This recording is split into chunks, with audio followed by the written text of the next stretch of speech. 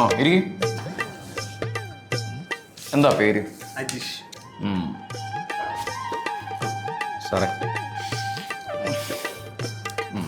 ആ അജീഷ്, എന്താ കാര്യം? ചുമ്മാ നല്ല തുമ്മലും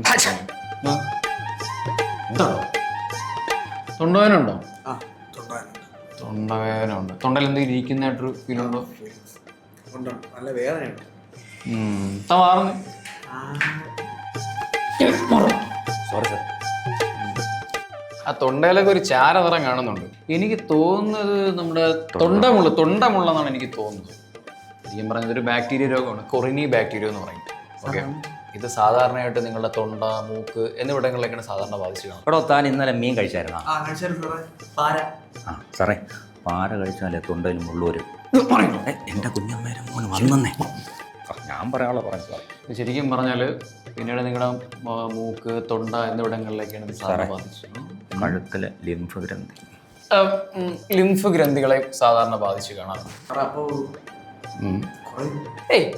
വേറെ കുഴപ്പമൊന്നും ഉണ്ടാവില്ല. ഇത് ക്രമേണ താങ്കളുടെ വൃക്ക, പിന്നെ ശ്വാസകോശം, മസ്തിഷ്കം എന്നിവിടങ്ങളിലൊക്കെ ബാധിക്കും. അപ്പോൾ എന്താവും? സോറി, കുഴപ്പമില്ല. വാക്സിൻ എടുത്തിട്ടുണ്ടെങ്കിൽ പ്രശ്നമില്ല. എന്തായാലും ഇത് പരിശോധിക്കാൻ നമുക്കൊരു ടെസ്റ്റ് എഴുതാം. ഞാൻ ടെസ്റ്റ് എഴുതരാം. സാറേ, സുരേഷ് ഗോപിയുടെ സാറേ ഷിറ്റല്ല, ഷിക്ക്. ഒരു സെക്കൻഡേ. ഷിക്ക് ടെസ്റ്റ്. താനടുത്ത ആളുണ്ട്. അമൽ.